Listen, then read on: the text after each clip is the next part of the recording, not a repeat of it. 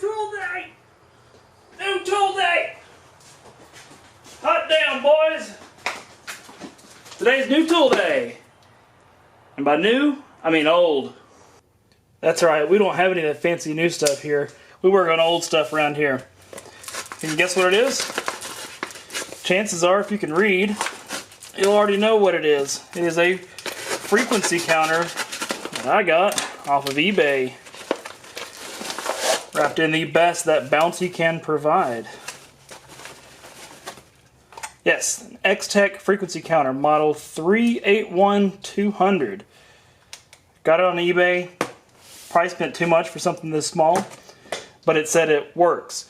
Now, half the crap that comes across this bench gets here and says, works, when I bought it. And of course, half of it only does. So this one being a battery operated one, we're gonna fire it up and see if it works or not. Okay, on. No dice.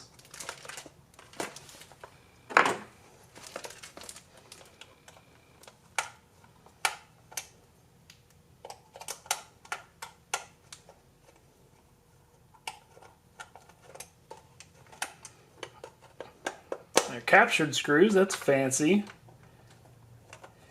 I don't really know how old this thing is. Made straight from Taiwan.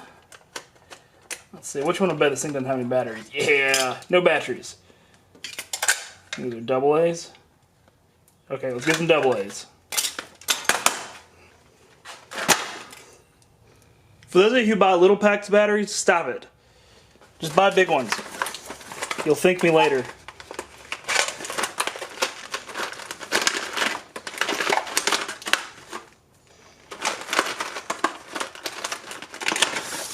You buy a big pack of batteries, you'll have them forever. Heard a beep.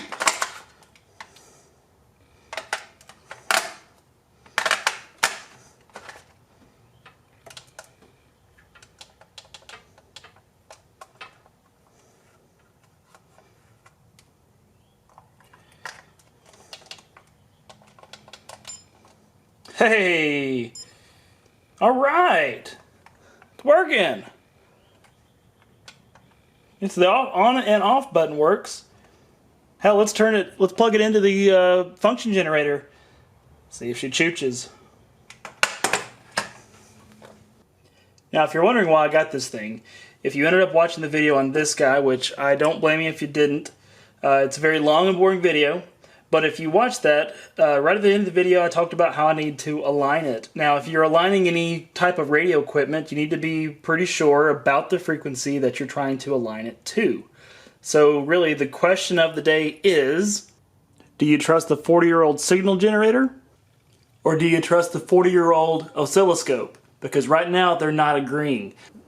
The first alignment frequency on this guy is 200,000 hertz, or 200 kilohertz. And when I set my function generator to that, I aligned it to it, and it didn't really help much.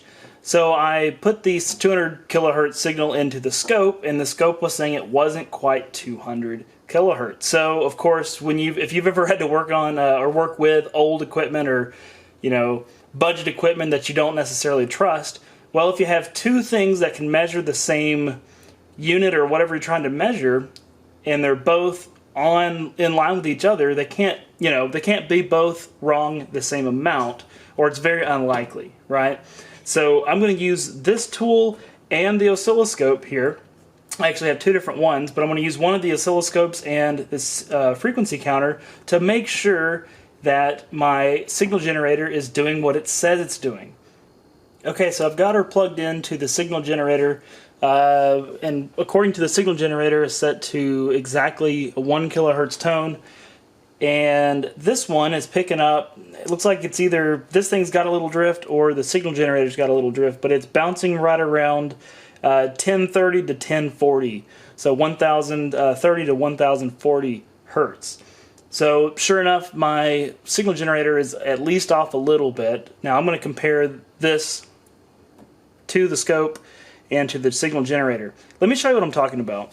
Okay, so I've got the signal generator plugged into my Tektronix 475 scope here, and when we set the frequency to Again, 200 kilohertz. We'll look at the scope here, and you guys may not be able to see this, but let me play around with it here just a little bit. When we start counting the divisions, again, we're set at 1 microsecond per division, so that should be 5.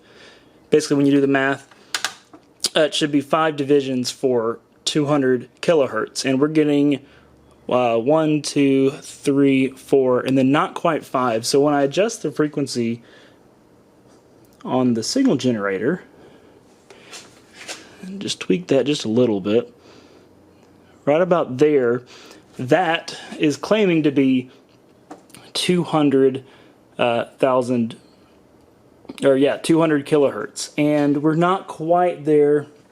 Again, it may be hard to see, but we're not quite there on the setting for the signal generator. So that is why I got this thing, because you never know which old tool to trust. And I've just added another old tool to the equation just to make it more fun. Now, with the scope saying 200 kilohertz, I'm just going to take the signal directly out of the signal generator from the scope here. I'm going to plug it right into that new, or the new to me frequency counter. Now we're going to turn it on.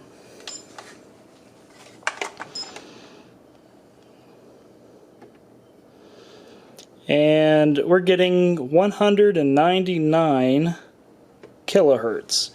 So the question is, what do I need to do to get this to be 200?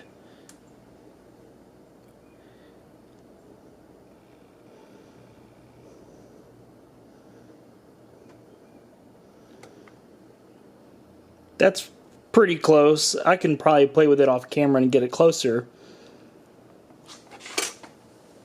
But you can see that we've really only changed it just a little bit from where we were reading really closely to 200 on the scope. Now I'm going to trust this thing as far as reading frequencies more than anything else.